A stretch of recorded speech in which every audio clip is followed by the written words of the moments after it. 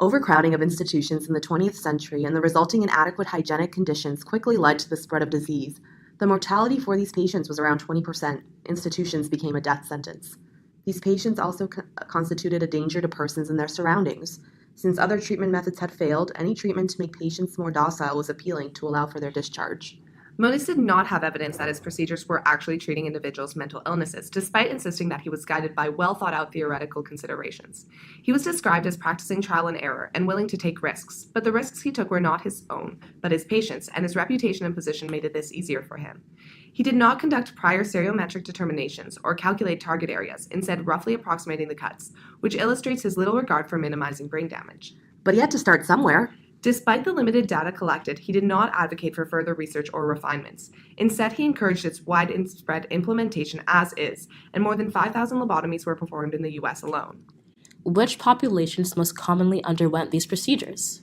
In the 20th century medicine, violations of femininity were seen as signs of mental illness. 60% of lobotomized patients were women, even though American institutions were made up mostly of men. Physicians stated that women were more aggressive and offered greater problems in hospital management. At the time, facial expressions were used as evidence of a patient's mental state, and lobotomized patients were reported to look happier after surgery. One doctor noted that it was truly gratifying to observe a patient who was previously a tremendous problem take pride in her personal appearance. Here, success of the procedure did not reflect her mental condition, but how well she was socially adjusted or performed the expected gender role. What about consent and patient self-determination? The first American patient, Alice Hammett, withdrew consent the night before her procedure because she did not want her head shaven. Freeman agreed not to shave her. However, Hammett continued to resist and was sedated. After, they shaved her head anyways, and the post-leucotomy described her as happy and no longer caring. Though she had transient language difficulties, disorientation, and agitation, she was still considered a success. In 1949, psychiatrist Siegfried Hadenbrock critiqued leucotomy, calling it the definitive destruction of the self-confident and free personality of the human being.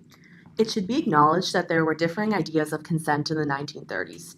MONIZ often referenced a Jesuit priest who believed that the physician had no right to intervention if the patient did not agree, irrespective of family's beliefs.